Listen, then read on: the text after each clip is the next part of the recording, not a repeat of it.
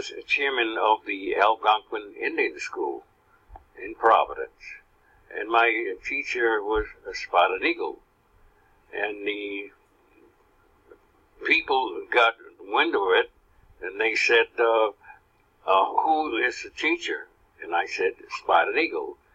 I said, does he have a license? I said, no, but he was a teacher. Well, you got to have the license. And I said, well, if you get a person that speaks Nipmuc and give him a test, good. They had nobody to speak Nipmuc. So he was already a teacher of Nipmuc, and he taught the culture. That's very important. The culture is, it's the law of the Indians. And first, they got to have respect. First, it's the law of the Indians. And it's the law of the Indians and of Nipmuc. And he taught the culture. That's very important. The culture is, it's the law of the Indians. It's the law. That's very important. The culture is, it's the law of the Indians. And first, they got to have respect. Respect for everything. The elders, trees, grass, animals, they got to have respect. Now, all right.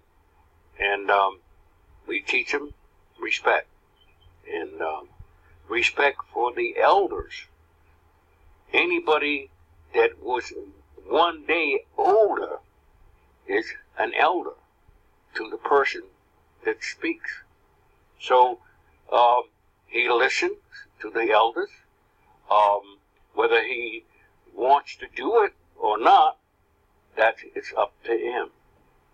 But the elders pretty much know what they're doing.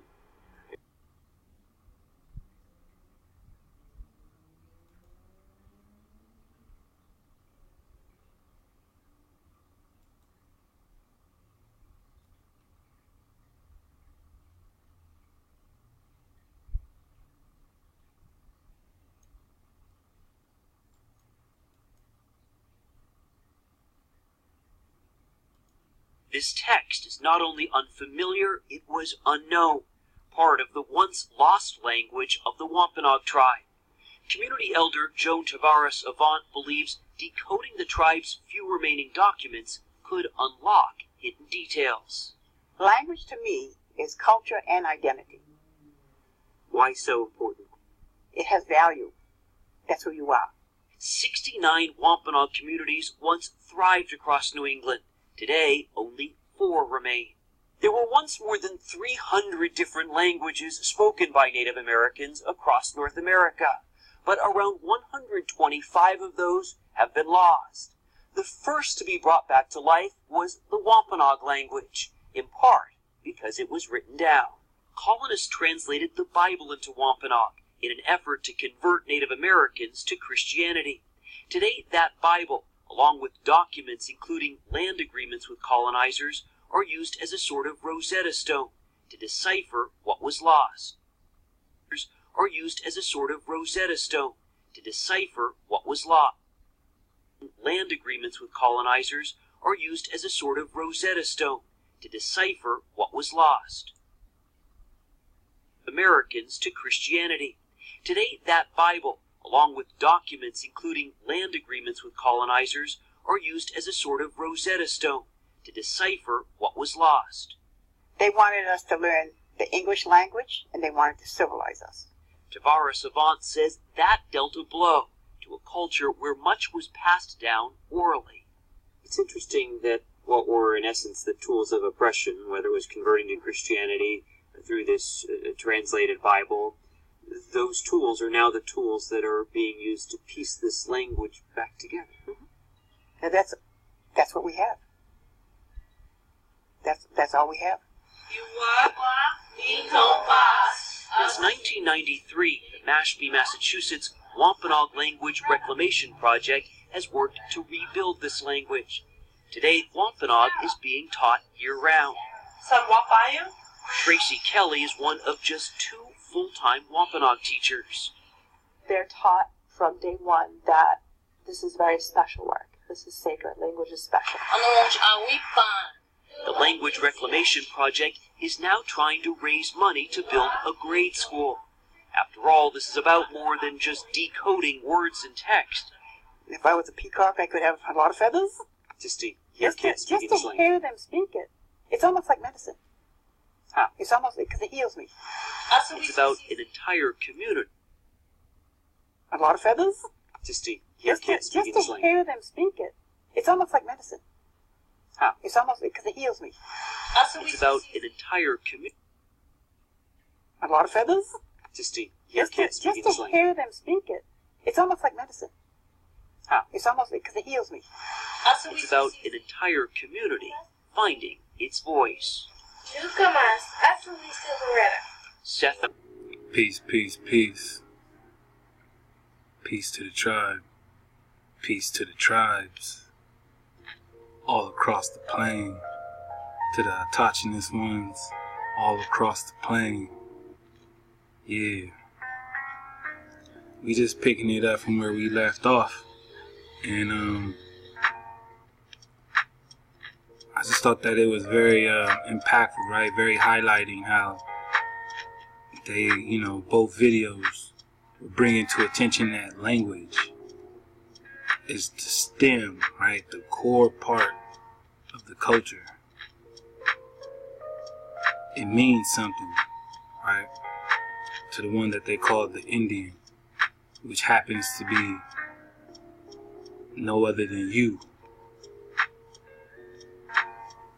So we're gonna get into some things today, and I hope you're well rested and you're ready to go ahead and jump into this, because for sure it's definitely going to be thought-provoking as usual. It wouldn't be natural if it wasn't. So let's continue to keep it natural and keep this image that you're looking at right now, on your mind. We're definitely gonna come back to it a little later on. But I just wanna, paint out some interesting perspectives. So yeah. I hope everybody's doing well as usual, cause I am. Most deaf. Just sitting back in all the classrooms, getting my learning on. And it's just always a wonderful thing, you know what I'm saying? So we're gonna go ahead and get into it.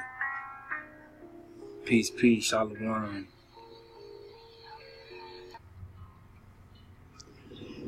We're gonna go ahead and pick up on a read from Genesis 11. And I remember saying a while back in a dialogue with, a couple of the bros, and I was just saying, like, it was interesting that no matter how much I read Genesis or, how much I go over it, there's always so much drop in this one book. And it's just like, damn, I just go over it with different takes, and it's just more and more comes out. So yeah, we're gonna go ahead and get into it. I'm just gonna do a quick read, and then I'm gonna go ahead and break it down according to how I did it when I was reading it, because basically I'm just sharing with you what I went through as I was doing this. And if need be, if it's so, you know, it could come off as enlightening. If not, then I'm just sharing like usual. Nonetheless, it was pretty interesting, so this is why I'm just sharing it with the tribe. So let's get into it.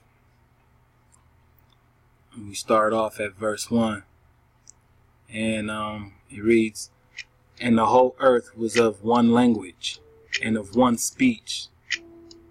And it came to pass, as they journeyed from the east, that they found a plain in the land of Shinar, and they dwelt there. And they said to one another, Go to, let us make brick and burn them thoroughly. And they had brick for stone, and slime had they for mortar. And they said, Go to, let us build us a city and a tower, whose top may reach unto heaven. And let us make us a name, lest we be scattered abroad upon the face of the whole earth."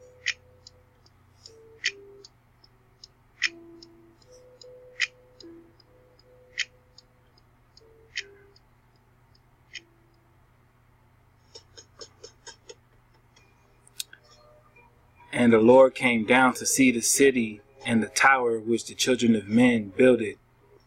And the Lord said, Behold, the people are one, and they have all one language, and this they begin to do. And now nothing will be restrained from them which they have imagined to do. Go to, let us go down, and there confound their language, that they may not understand one another's speech. So the Lord scattered them abroad from thence upon the face of all the earth, and they left off to build the city. Therefore is the name of it called Babel, because the Lord did there confound the language of all the earth. From thence did the Lord scatter them abroad the face of all the earth. Alright. So, I know usually, right, we're used to reading this, and we tend to build upon a specific location, right? And I'm not gonna sit up here and say like anyone would be wrong for doing that. I'm just saying, in normal fashion, that's exactly what tends to happen, right? When reading, we want to put this in one place. I know I have. So, you know, if not, then I'm going to just speak from my interpretation at once upon a time. And from, you know, just sharing in dialogue amongst others and, you know, their interpretation of this as well. With that being said, though, when dealing with this language, pretty interesting things tend to happen when you put it in proper context or read it exactly how it's put and let, you know, the meaning of what's trying to be said or what's being said uncover itself. So I'm going to break down what we just read step by step and just take you through what I went through as I did the very thing myself. So starting with verse 1, right? And the whole earth was of one language and one speech.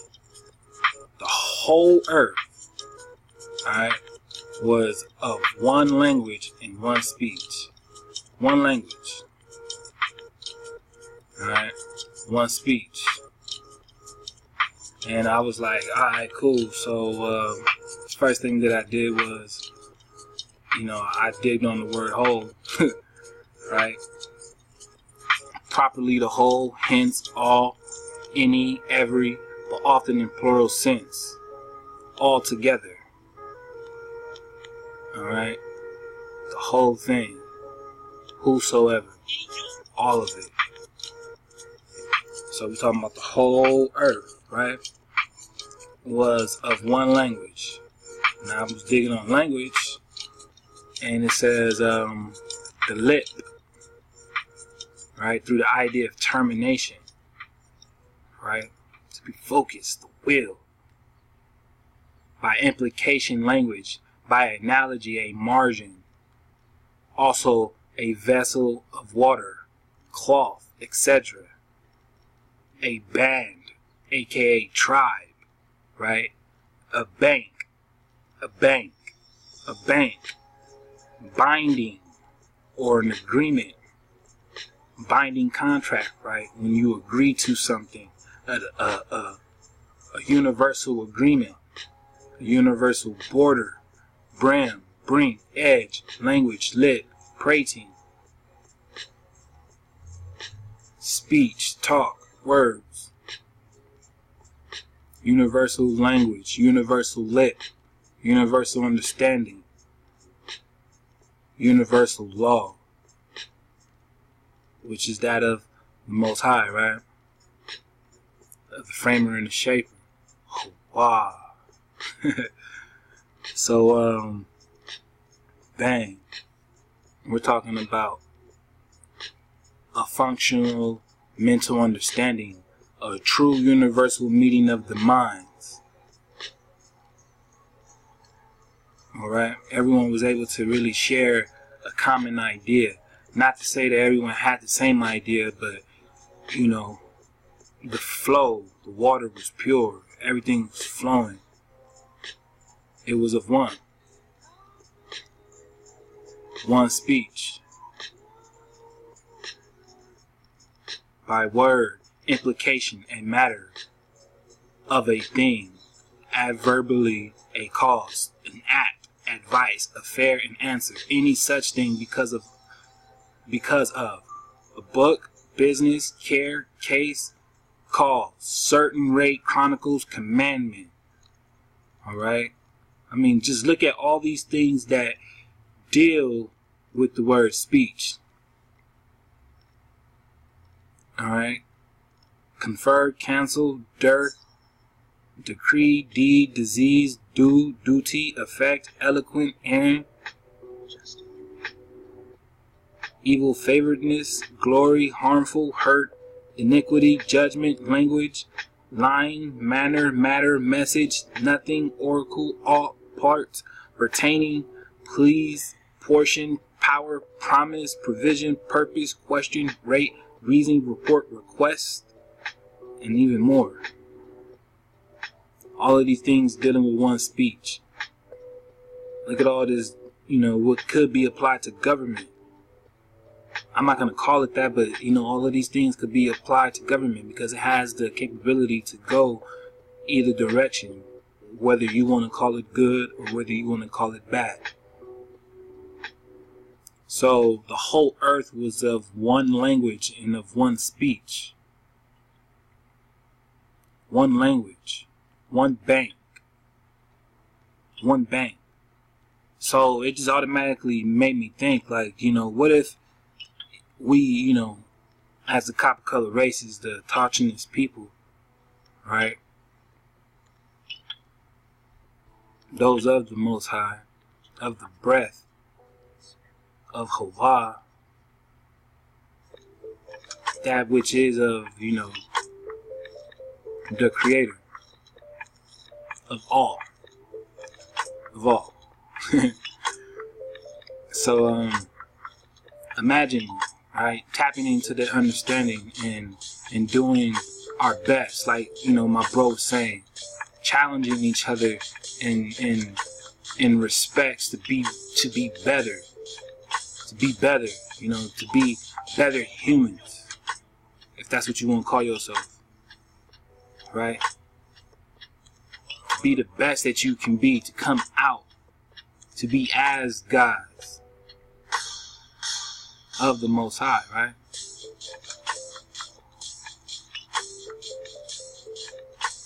But by obtaining and adhering to the law, right? And then therefore upholding that to your neighbor, being that example, living in that example.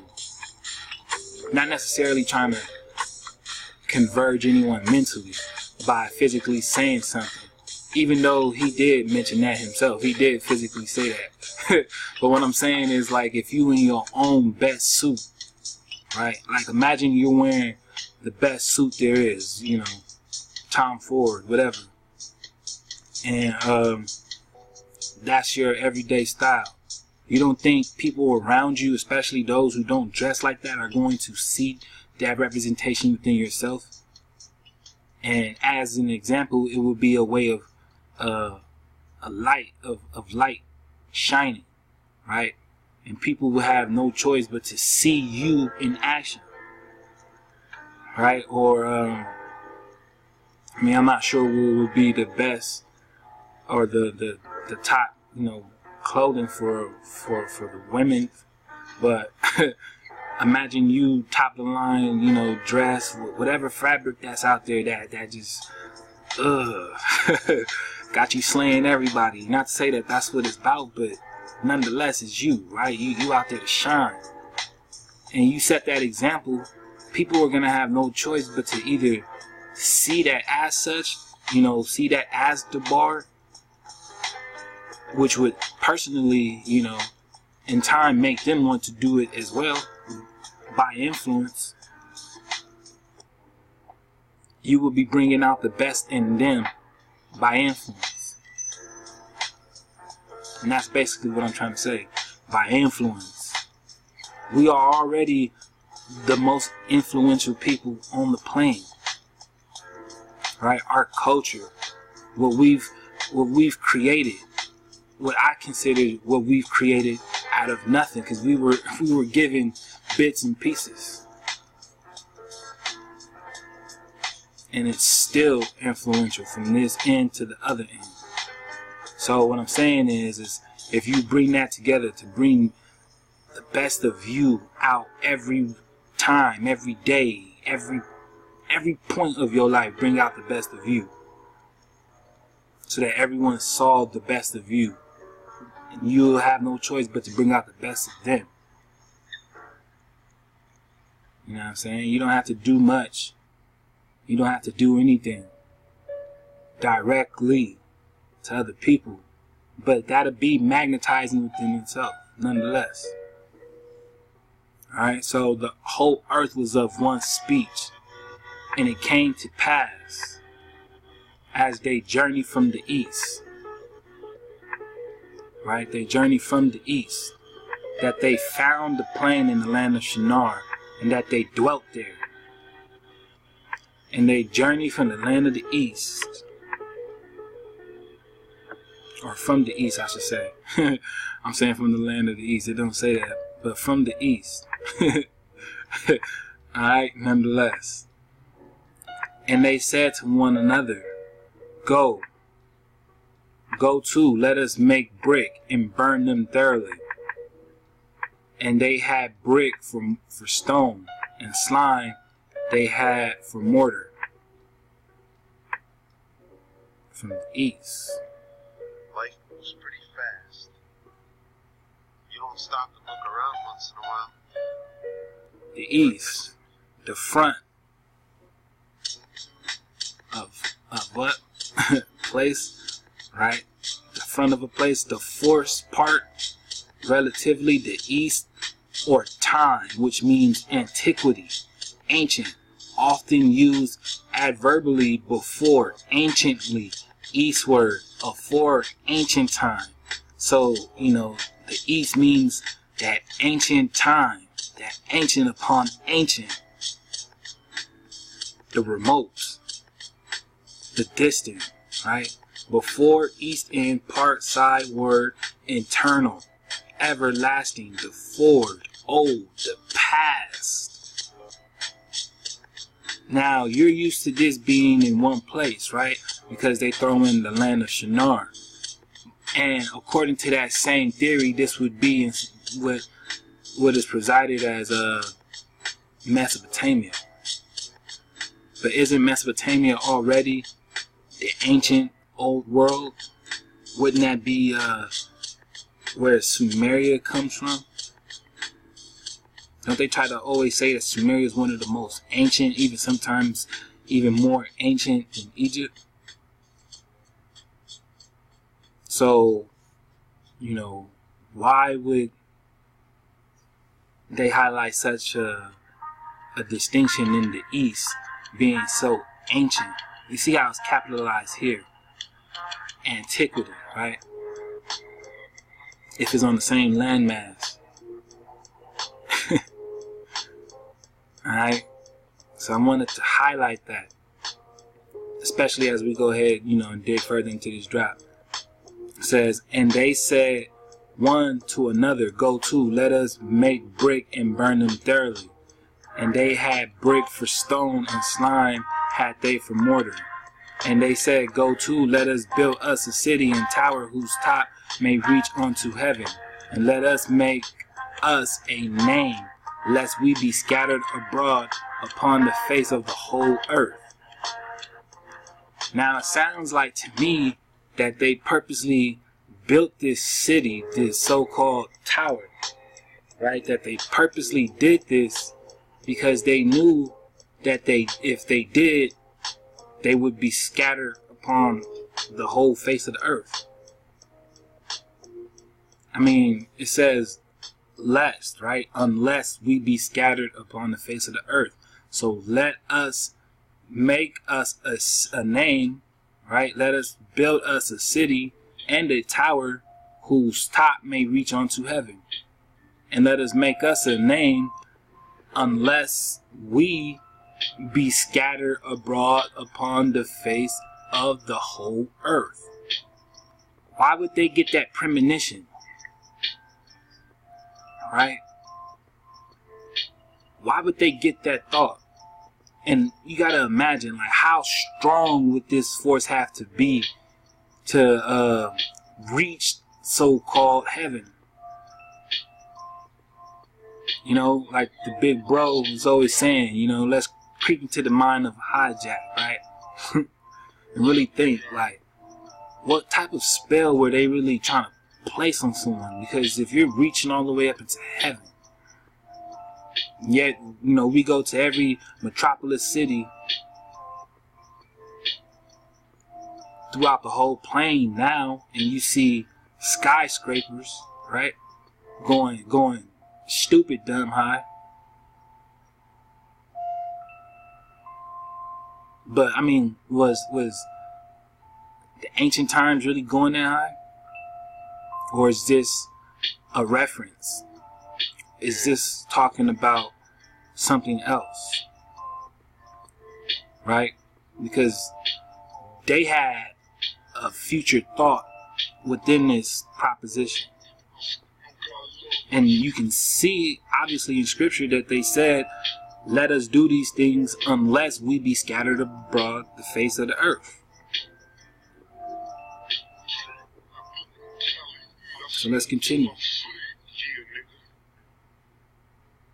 And the Lord came down to see the city and the tower which the children of men builded. And the Lord said, behold, the people are one, and they have all one language. And this they began to do, and now nothing will be restrained from them which they have imagined to do. And the Lord came down to see the city. Why would the Lord have to come down to see the city? Why would the Lord come down to see the city? You know, but I'm pretty sure, as you guys already know, that the Lord's the hijack, right? And trust, we're going to get into that. Trust. Much high for patience. But this is like a slow brew. You know, I'm just in the pot. It's like good stew. And I'm just stirring it. You know, I'm just sitting there waiting until it's just right. As soon as it's just right, yeah, we definitely gonna get our serve on. But why would the Lord, you know, come down and see, right? So let's dig on it. And the Lord came down, right? Down. To descend, literally to go downwards, or conventionally to a lower region, as the shore, a boundary, the enemy, or figuratively to fall. To fall, right? To fall. To fall. What was the last video digging on, right? We was talking about the giants, the Nephilim, right? But nonetheless, you know, we are principal people. We are principal people. And as principal people, we tend to wage war against the principalities that be. Those that are, you know, of higher up. You know, specifically speaking, that of the air. You hear what I'm saying? So, if we are the principal people, and, you know, sometimes we do go to war with the principalities that be, which is why, you know, obviously, this is not always going to be a fleshly thing, a physical thing. It's enlightening to see that, you know, why the Lord would come down to descend, right? To descend. When we're talking about ascension, what does that mean? To ascend. Isn't that to go to ascend? So why would the Lord descend? It seemed like, you know, the Lord came down to the level of men,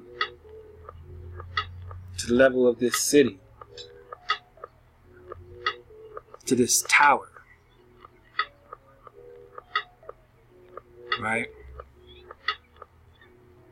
A city, a place guarded by a waking or a watch in the widest sense, even of mere encampment, a post, a city or a court. A city, alright? Tower. A tower, from its size or height, by analogy, a rostrum. Figuratively speaking, or, you know, figuratively saying, a pyramidal bed of flowers, a castle, flower, pulpit, tower. Which the children of men builded. And the Lord said, behold, the people are one. The people are one. They are united. Whoa, the people are united. Unity. Unity. That seems to be the stem of this drop, right? Unity. Through language.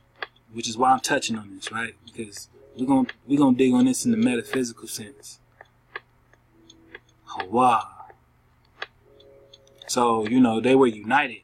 That is one, as in an ordinal, first, alike, alone, all together, anything, a piece, a certain, daily, each one, 11, every, few, first, highway, a man, once, a man or woman, a woman or man, right? Once, one, only, other, some, together. They were one. Behold, the people are one. And they have all one language. And this they began to do. And now nothing will be restrained from them which they have imagined to do. Imagined. They imagined. Right? They imagined. They imagined. This was foresight.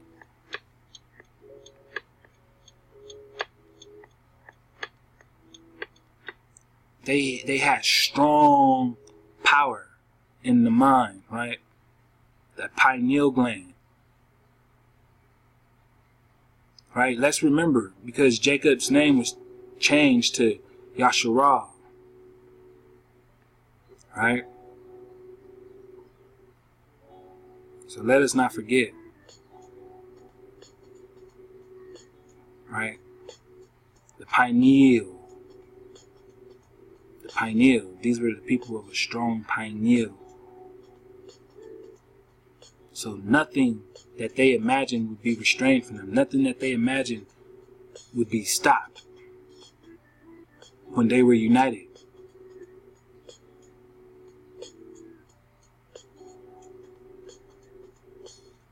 Go to, let us go down and there confound their language, that they may not understand one another's speech. Confound their language. To overflow, by implication, to mix. To mix. To mix. To mingle. To fodder. To fade. To temper. Let us confound their language, that they may not understand one another's speech.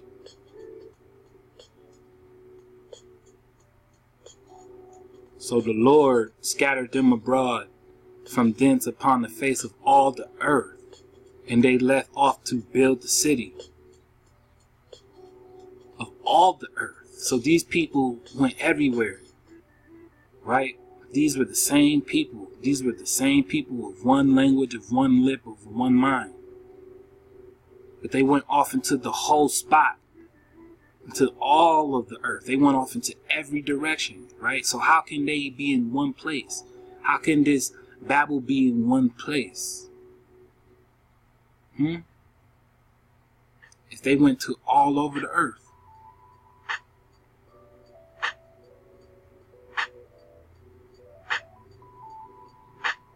I'm just saying, right?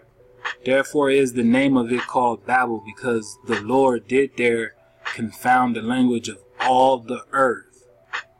Of all the earth. And from thence did the Lord scatter them abroad upon the face of all the earth. Of all the earth.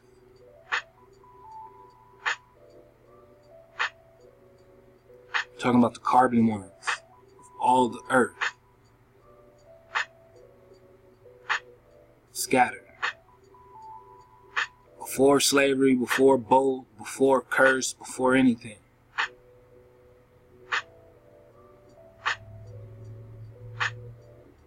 Scattered. Because they had unity in the language. The unity in that language also involved what? The speech, which we broke down as potentially different forms of pockets of government, right? The lip, the natural boundary, the idea of termination, which they also say determination, right? Determination. I wonder why they put, you know. But yeah, nonetheless. And I'm gonna, you know, let you guys in on a little something, right? I was digging on this tower, and I was tripped out, you know, because we're used to tower, physical tower, you know, and if you caught the bros, you know, you guys already caught the drop. The Tower of, you know, Babel being in Mexico.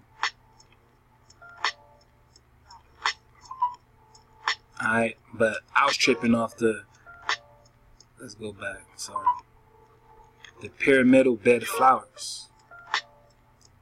The flower pulpit. Tower. And that's how my mind put it together, right? The flower pulpit. Even though now that I'm looking at it, I see the comma. So I see the separation, but my mind still was like, the flower pulpit. I don't know why. It's just something told me to search it. Let's dig on it. So, I did. So we're going to go ahead and continue on.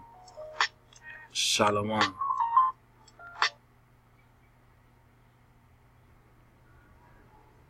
So, I went ahead and Google searched pulpit flower. And, this is what I got. Alright.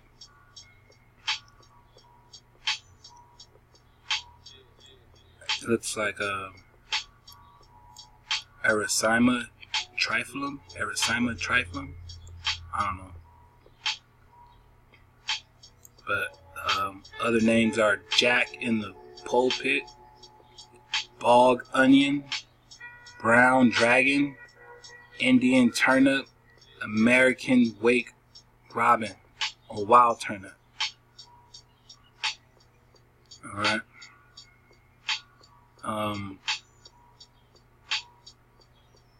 It's native to eastern North America, occurring in moist woodlands and the thickets from Nova Scotia west to Minnesota and south to southern Florida and Texas.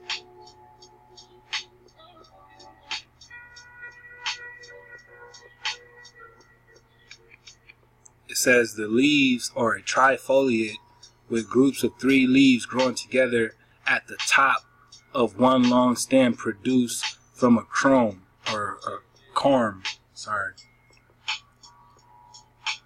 It says it says each leaflet is 8 to 15 centimeters or 3.1 to 5.9 inches long and about 3 to 7 centimeters or 1.2 to 2.8 inches broad. Plants are sometimes confused with poison ivy, especially before the flowers appear, or non-flowering plants. The inflorescences are shaped irregularly and grow to a length of up to 8 centimeters. They are greenish yellow or sometimes fully green with purple or brownish stripes. The spathe, known in this plant as the pulpit, wraps around and covers over and contains aspadics, aka the jack, covered with tiny flowers of both sexes. Alright. So, pulpit. The pulpit. Right. And the script was mentioning the pulpit in tower. And it said flower, so I put in pulpit flower and this is what I got. Right. So the pulpit. It says the plant contains calcium oxalate crystals as raphides in all parts, and because of this, consumption of the raw plant material results in a powerful burning sensation. It can cause irritation of the mouth and digestive system, and on rare occasions, the swelling of the mouth and throat may be severe enough to affect breathing. If the plant is properly dried or cooked, it can be eaten as a root vegetable. A preparation of the root was reported to have been used by Native Americans as a treatment for sore eyes. Preparations were also made to treat rheumatism, bronchitis, and snake bites, as well as to induce sterility. Alright. It said one account from the Meskwaki Indians state that they would chop the herbs corn and mix it with meat and leave the meat out for the enemies to find. The taste of the oxalate would not be detectable because of the flavored meat, but consuming the meat reportedly caused the enemies pain and death. They also used it to determine the fate of the sick by dropping a seed in a cup of stirred water. If the seed went around 4 times clockwise, the patient would recover. If it went around less than 4 times, they would not. Alright, so that tribe to me was interesting, so I wanted to dig on them, right? So we're going to go ahead and continue to dig on this tribe. That's cool with y'all. Alright, here we have the Meskwaki. Sometimes spelled the Meskwaki. Alright, Native American people, often known by Western society as the Fox tribe. They have been closely linked to the Sioux people of the same language family. In the Meskwaki language, the Meskwaki call themselves the Meskwaki Haki, which means the red earths, related to their creation story. Historically, their homelands were in the Great Lakes region. The tribe coalesced in the St. Lawrence River Valley in present-day Ontario, Canada. Under French colonial pressures, it migrated to the southern side of the Great Lakes to territory that much later was organized by European Americans as the states of Michigan, Wisconsin, Illinois, and Iowa.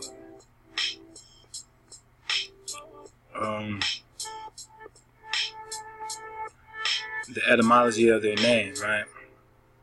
It says the name is derived from the Meskwaki creation myth, in which their cultural hero Wisaka created the first humans out of red clay. They called themselves the Meskwaki Haki in Meskwaki, meaning the red earths. The name Fox later was derived from a French mistake during the colonial era, hearing a group of the autochtons identified as Fox. The French applied what was a clan name to the entire tribe who spoke the same language, calling them Les Rednards. Alright, so that's why I brought this here, because I thought that was interesting, that the word Fox comes from this tribe, because they called themselves the Red Earths, based off their name. Fox, the word Fox, that we have in our vernacular today as we know it. Alright, and you know, they have a rich history as well. As you can see, right, they're of Algonquin origin. So as you're going to see, this is why it connected with the drop.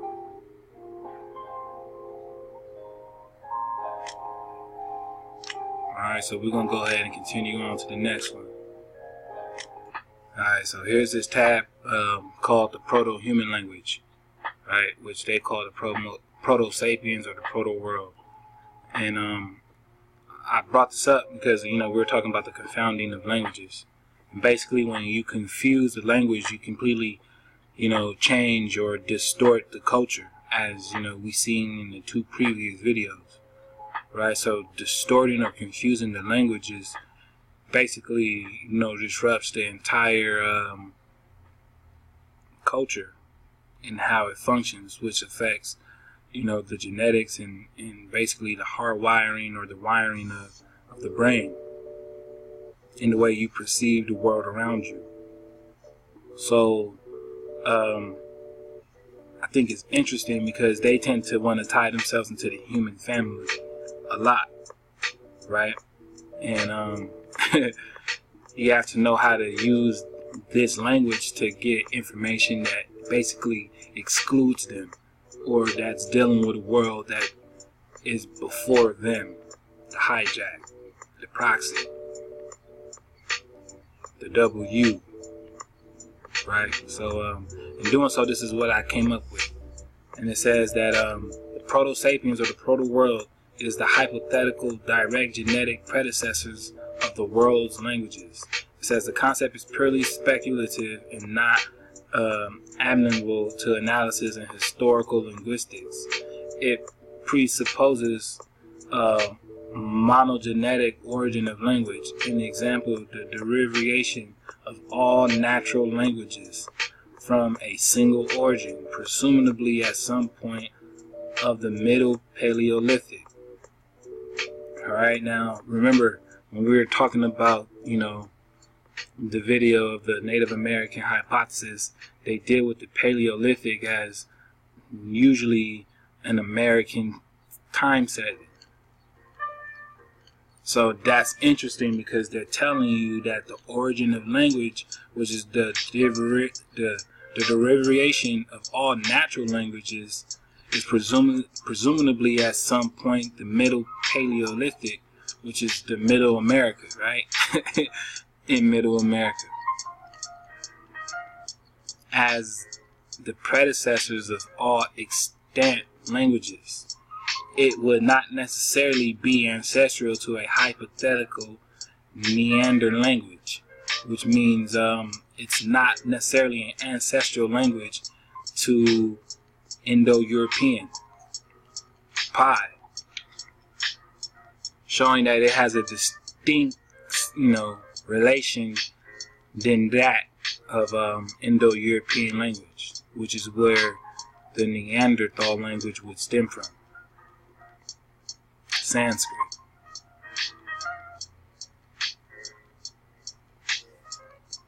It says there is no generally accepted term for this concept. Most treatments of the subject do not include a name for the language under consideration. The terms proto-world and proto-human are in occasional use.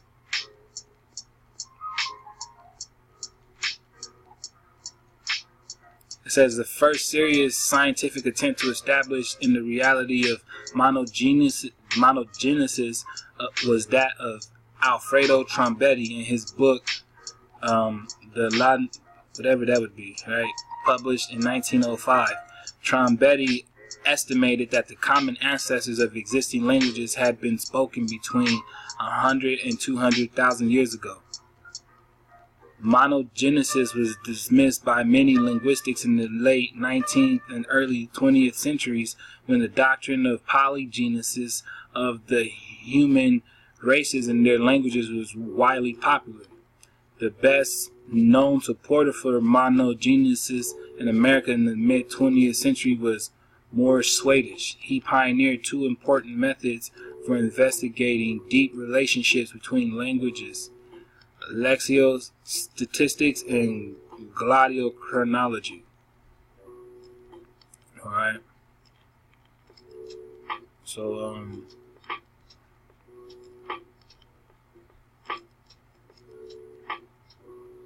I thought this was interesting. It says in a 2012 study, an estimate on the time of the first emergence of human language was based on phonomic diversity. This is based on the assumption that phonomic diversity evolves much more slowly than grammar or vocabulary, slowly increasing over time but reduced among small founding populations. African languages today have some of the largest phonemic inventories in the world, while the smallest inventories are found in South America and Oceania, some of the last regions of the globe to be colonized.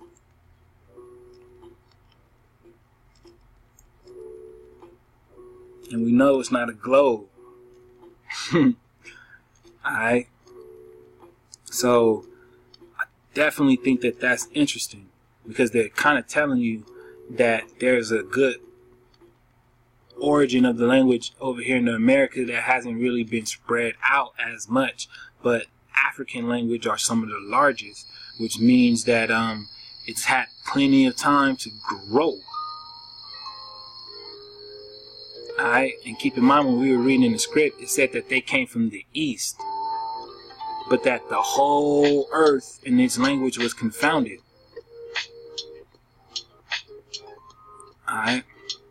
Confounded, confused, mixed up, mixed. So,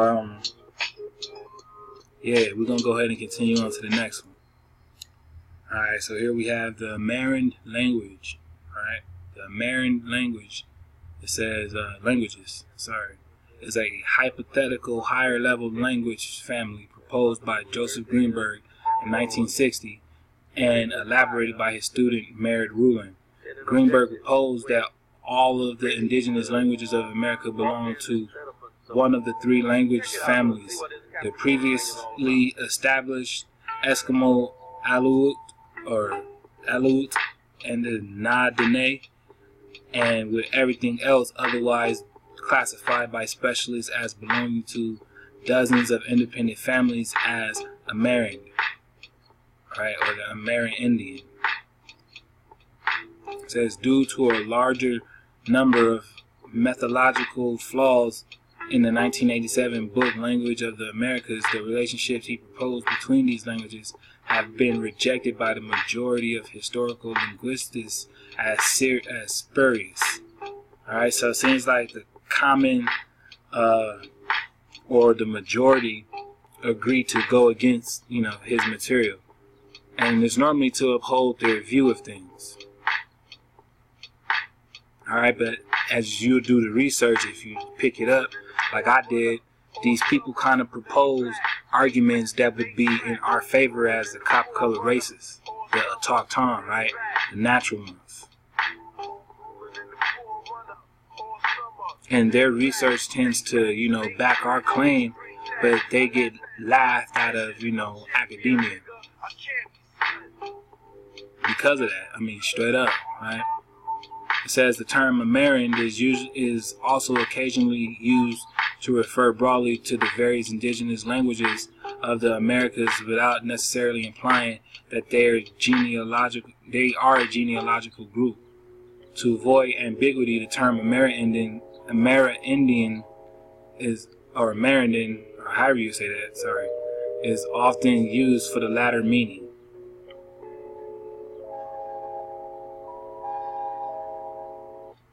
It says the idea that all languages of the Americas are related goes back to the 19th century when early linguists such as Peter Stephen de Ponceau and William von Humboldt noticed that the languages of the Americas seem to be very different from the better known European languages. Alright, yet seemingly also quite similar to each other. When studies of the American languages began in earnest of the early 20th century, linguistics quickly realized that the indigenous languages were in fact not all that similar, but had a diversity much greater than among the languages of Europe. A diversity that was much greater. Alright. Now that should be interesting to note because the Europeans get their languages from who? So-called Africa, right? And when you go ahead and you dig on the languages of the Americas, you'll notice that it's this guy right here, Edward Sapir, right? Who basically is their most famous researcher and the most recognized and respected researcher in linguistics and historical events. He was the one that basically put all their relations together. He lumped them all together, and he was able to connect the western, or what they call the western coast of the Americas, to languages in Russia. And how was he able to do that? Because he himself is a Russian. Alright, and when you go in to dig on it, you'll see how he did it. Right? And which is why I implemented the breakdown on language and the scripture, because it was of one lip. Right? One agreement, one band, in unity. Right? So these people come together in unity and they agree to make this a known historical fact when it's not. Because they're telling you that, there's 3 different breakdowns in this Amerindian Indian language. Right? And those that this Edward Sapir connected to Alaska and so on, and to Asia and so forth, are related to these 2. But the ones that they can't find out is this, which is why it doesn't have a tab really. And it's been labeled as spurious. And we're going to go ahead and get into it. Alright, let's go. Alright, here we're at the Wampanoag tab. Right? Now, there's been plenty of people to cover the Wampanoag, so I'm not going to be repetitive and really hit people over the head with stuff that they already know. You know, I'm going to highlight some things that I felt like that wasn't really mentioned, or maybe I just never heard up until now on my end. Alright, but nonetheless, let's go. Shalom to the Shabbatah, to the tribe. Alright, so Wampanoag, right, are American Indian people of North America, of course the East Coast, right? And basically this is where, you know, the story as we know it popped off, right? The invasion as we know it from the English point, the English perspective of things, right? It took off from right here. And if you remember seeing in the video of you know, the chief, they highlighted, right, that many male Wampanoag were sold into slavery in Bermuda or the West Indies, right?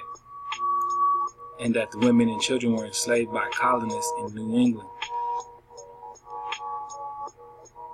Alright, it says the tribe largely disappeared from historical records after the late 18th century, although its people and descendants persisted. Survivors continue to live in their traditional areas and maintain many aspects of their culture while observing other peoples by marriage and adapting to the changing economic and cultural needs in the larger society. Alright, but dodge the hijack as, you know, necessary. Now I want to break down the name, right? It says name Wampanoag means Easterners, or literally people of the dawn. Easterners, or literally people of the dawn. Easterners. Easterners. And the script said that what? As they journey from the east. The east. The ancient, right? The ancient. The antiquity.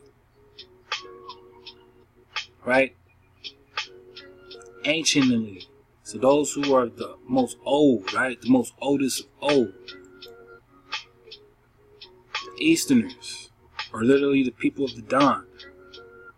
But how would they know that they were Easterners? How would they know that they were Easterners? Oh, we're going to break it down. We're going to break it down, right? And, their language, right? It had to be revived. Because it was gone. It was snatched away from them, right?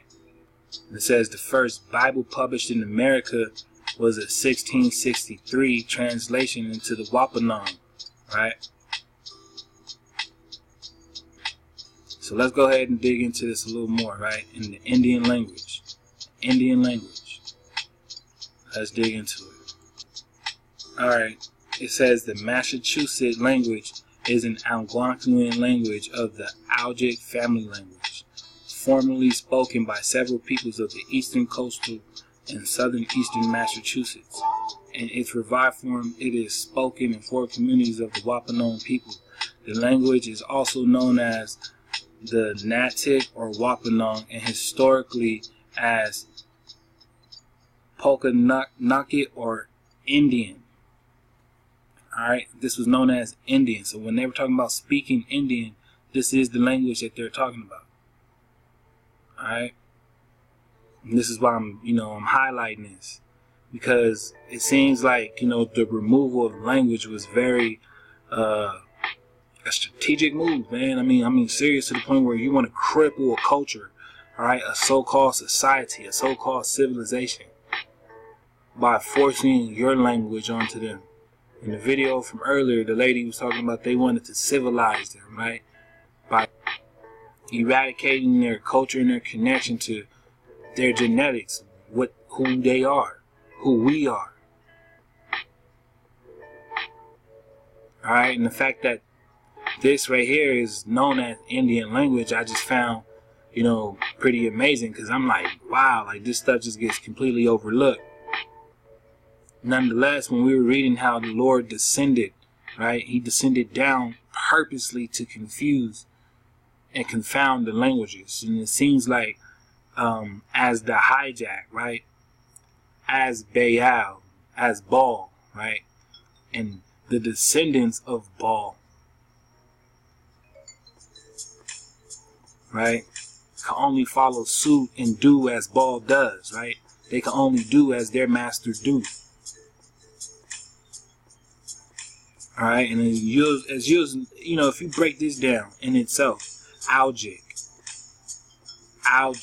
right? The Algonquin and the Allegheny, the Allegheny, or the Appalachian Mountains.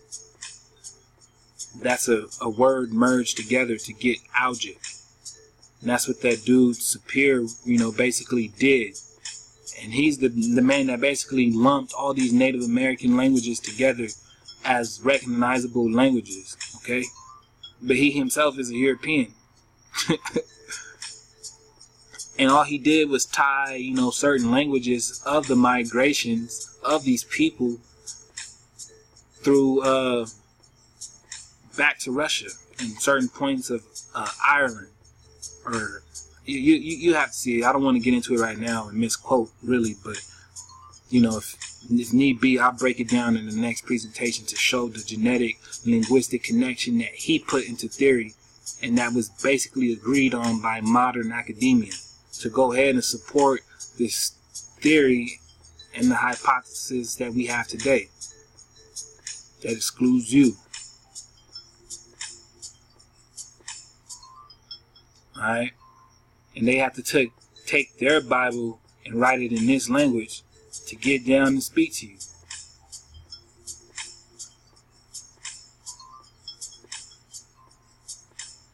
Alright? Because we're just talking about the confounding of languages.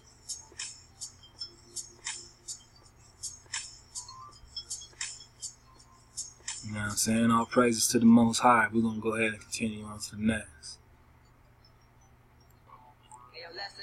Here we have this article, right? Mysteries of the first language. One of the biggest mysteries of language is if a first language of humanity ever existed, or if language developed in different locations simultaneously. Why do we think that a first original language did exist? Some 30 years ago, philologists and linguists thought that multi-forms of languages existed. That is to say, they argued that languages developed parallel to the number of cultures that came up. But many diverse languages in distant and opposed continents of our planet have words that are pronounced in identical or similar way and also have the same meaning. There are numerous examples of this. This is undeniably verifiable and makes it reasonable to propose a new scientific concept in which the existence of a parent singular original language from which is derived the whole diversity of languages that are spoken throughout the world today. However, this already was established with anticipation by the Bible in Genesis 11 verse 1. Now the whole world had one language and a common speech. Therefore, if one follows the biblical reference, only one common language existed until this point of so-called confusion of languages. How was the confusion of languages interpreted? Alfredo Gamera finds that an inadequate interpretation from this text exists. In the interpretation of Genesis chapter 11 verse 5, it is attributed that God, that he came down to see the city and that the towers of men were building, supposing that God is life, intelligence, and the power that orders and regulates the universe. It is implicit that God is everywhere, including, of course, being in each and every one of us. Thus, it is an inadequate interpretation of the omnipresence of God to refer to any coming down to see. We believe that this derives from an inaccurate interpretation, or rather assumption, that most scientific sources imply that the earth has been located from the initial moment of existence to the present period in the same terrestrial location of the orbit of 365 days per year. It is in our contention that the Earth, from its creation, has other locations in its orbit closer to the Sun, as a result of which our planet has been postulated into astrophysical theory. Has been parted from the mass of the Sun from where it has originally come, developing orbits of ever greater size until being located in the present sidereal position. The same process has happened to the Moon. When the manned lunar missions returned with minimum samples, it could be proved that the Moon has been part of the mass of Earth. In fact, both were part of the mass of the Sun. Alright, we don't know about all that shit, but you know, the hijack's gonna be the hijack. Alright, so let's dig on this, right? It says, where did the first language come from? It says, with the guided investigations of Alfredo Gamera, we believe that we can identify vestigial archaeological remains to support the early biblical scenes, for example, the Tower of Babel. He is able to demonstrate with the aid of 11 existing sciences and with the aid of 11, right? Remember when we were digging, go back and, you know, rewind it if you have to, when we were breaking down the different meanings in the script. And 11 pops up, right? It says, of 11 existing sciences and other types of new evidence, some irrefutable, that the sacred places of origin, or what is known as the cradle of humanity, is located in what is now the South American continent.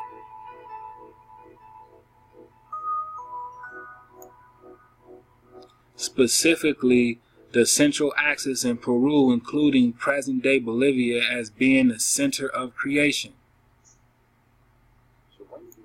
The exact central point being what we now know as the city of Cusco. It is in this region AG locates the archaeological vestiges of the Tower of Babel, or the Etiminaki, known as the Sacsayhuaman, from the Inca period, the most cyclopean construction of the planet. AG, with his investigation, demonstrates that the ancestral common language of humanity comes from this region, and that in Quechua and the Aymara there are, in both pure and changed ways, many of the words that comprise the first universal human language.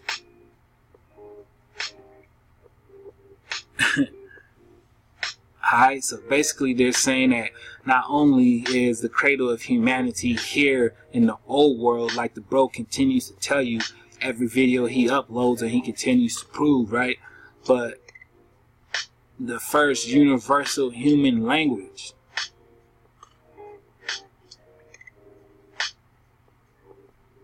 The first universal human language, alright? Let's continue on to the next. Alright, the discoveries of Alfredo Gamera.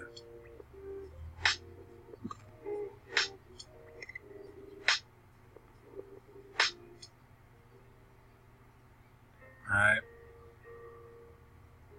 The discoveries of Alfredo Gamera can be resumed as follows. America, North and South, is not the New World, but a much older world than is normally assumed. Alright?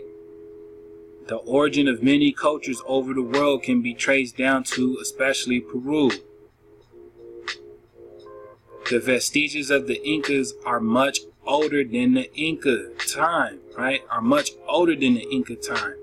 The Incas built over already existing vestiges. In ancient times, a special technology must have been used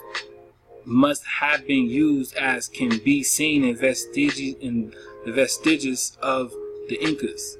The technology used was with heat and or was with heat as the existence of vitrified stone shows, and with stones they were molded, they were worked up in a soft state.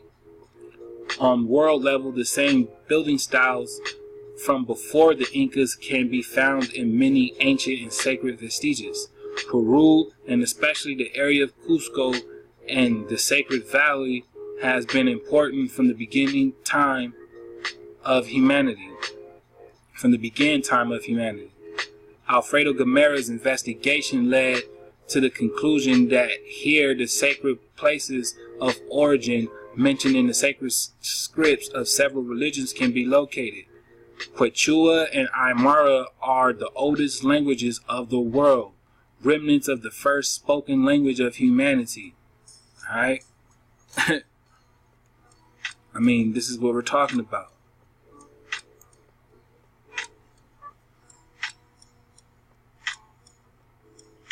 Alright, so we're going to go ahead and continue on to the next one. Alright, so, we at the Tiwanaku tab. I just want to quickly point out that they say some have hypothesized that Tiwanaku's modern name is related to the Aymara term Taipikala, or however you would say that. Sorry for butchering it, right? Meaning stone in the center, alluding to the belief that it lay at the center of the world. The name by which Tiwanaku was known to its inhabitants may have been lost as they had no written language. Alright. They had no written language. But yet they know that they spoke a language. You see how this works? Alright, so just wanted to bring you here so you guys can see this, right? We're talking about the stone in the center of the world. So-called center of the world, right? So we're gonna go ahead and dig on it, and we're gonna push on to the next one. Alright, so here is an article digging on the Hebrew language, and it's talking about, was there a Hebrew language in ancient America? Alright. It says there is an evidence between a link between the Uto-Aztecan and the Semitic languages, or even Egyptian and Arabic. Alright. I'm going to leave this in the link below as a treat for you guys to go ahead and dig into. I want to touch on the video before we get out, so I can get this to you guys right on time. Much ahab for all the subscribers out there and everybody viewing. You can go ahead and dig on this article. I'll definitely leave it in the description. There's a couple of pictures I wanted to go ahead and touch on before we go ahead and continue to that video. Let's get it. Alright, so here we have the so-called upside down map, which is really the upside right map. Alright, which is really the view of how the earth really is, right? Give or take the sizes of these so-called land masses, but you can see it here, right? And we know this to be so, without a doubt, because at least geographically it makes much more sense. Alright, so when we're talking about from the east, your east is much different. Alright, your east is much different. I mean, even when you want to go ahead and talk about so-called explorations, right? Leaving out of Spain and Europe in this region, You know, you're not gonna go this way to find India, right? You're not gonna go all the way around to find India, right? Which is why they have to come over here to hijack it, right? They have to go this way.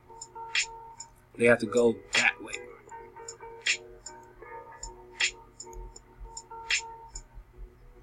Alright? And when we're talking about the origin of humanity, right?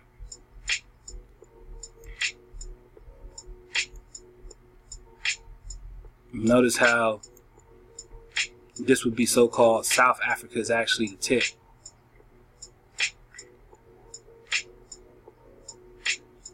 Right? Same thing over here. Peru being the tip.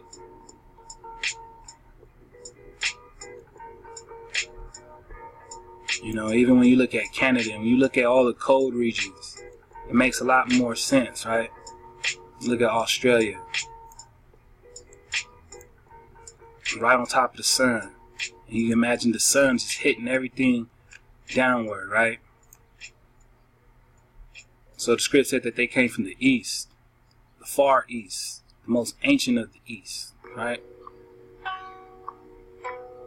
In times of antiquity.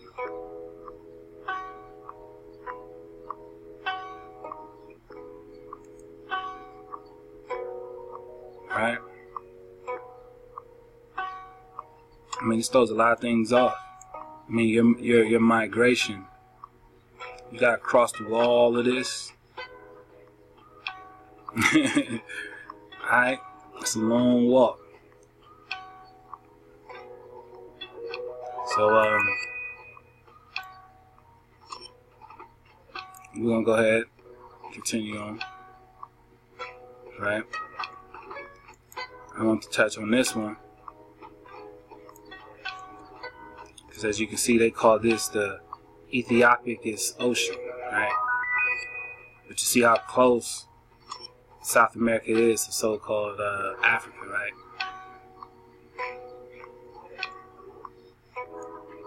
I mean, we're talking about the 3 Ethiopias, right?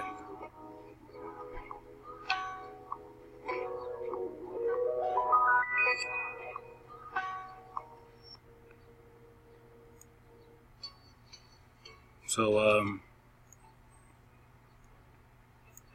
the Ethiopia Sea, right? Which is why Samuel Sewall was able to confuse the Autochtons, the copper-colored races, as Ethiopians, right? While they're looking for the kingdoms of Prester John, nonetheless. Alright? And just to show you this ain't no trip. You know, I'm digging on this map, this last one. Check this out. I was always wondering why Upper Egypt or Upper Ethiopia was in the lower part. Dig on that? Upper Ethiopia is in the lower part. Lower Ethiopia is in the higher part. Eastern Ocean. You see this right here? Eastern Ocean. Eastern Ocean. Eastern. East. East. East. East. Right? East. East. So when we go back,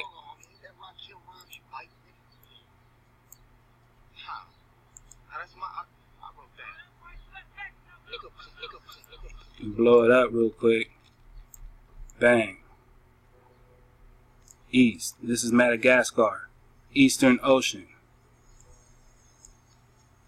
East. This is the most ancient East.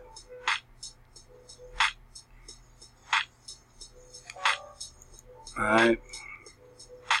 So I just wanted to highlight that as we continue on.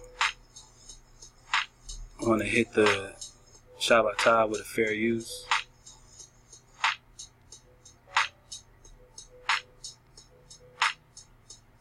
And we're gonna go ahead and ride out. It's kind of taking forever, so I'm gonna get it. Hold up.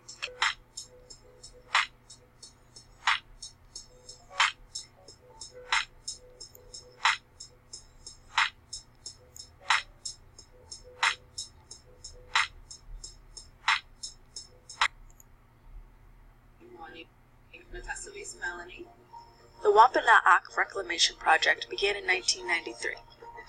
A language that ceased to be spoken for over 150 years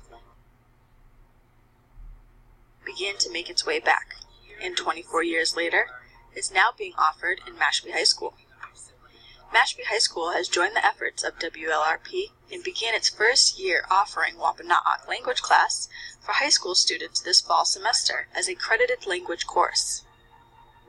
It's very cool. It's a fun experience. Like, I actually never thought I would learn it. I wanted to when I was younger.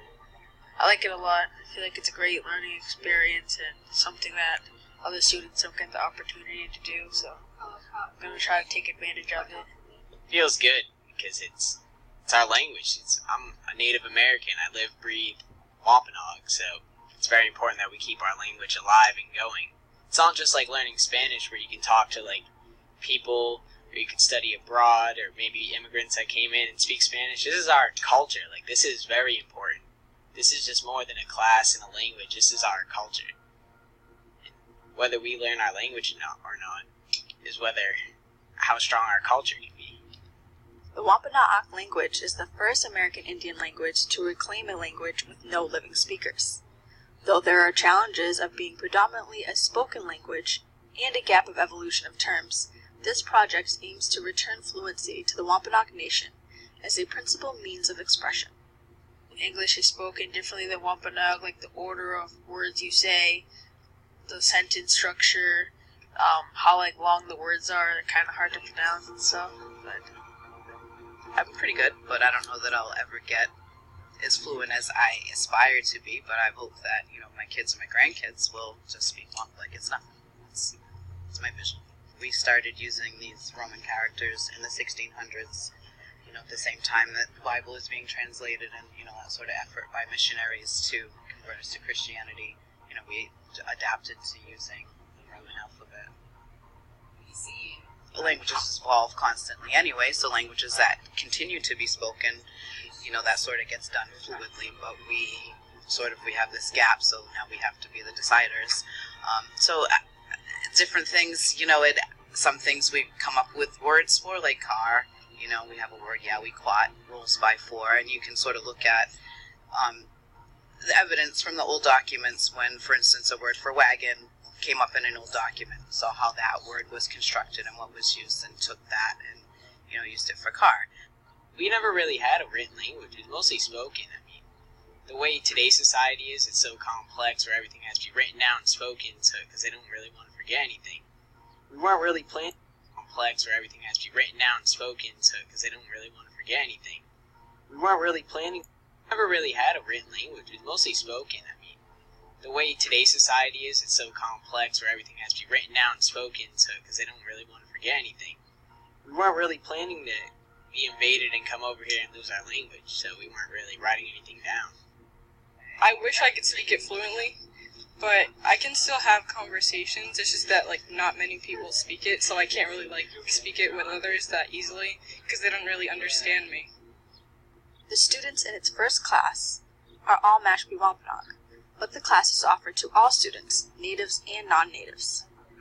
The Wampanoag language has been offered only to Wampanoag tribal members and family. Through community classes, language camps, different curricular settings, and through the new Wampanoag preschool Makai Sekwiku that started last year. This is the first time that the Wampanoag language is being offered to non-native people. Because it's being held in a public school, it really has to be open for all children, and there haven't been any kids that are non-native that have wanted to participate. So, as someone who I monitor the website, occasionally will get interest from people who do want to take the language and are disappointed when we say that right now it's not open to non-natives. And the reason for that, really exclusive of this class, is that our mission is really to bring fluency back within the native population first, before we begin to share it outside of the community. So that's really the objective. It's not meant to be exclusionary at all. It's really more as a matter of pride that the community should have that gift of language back. Mashpee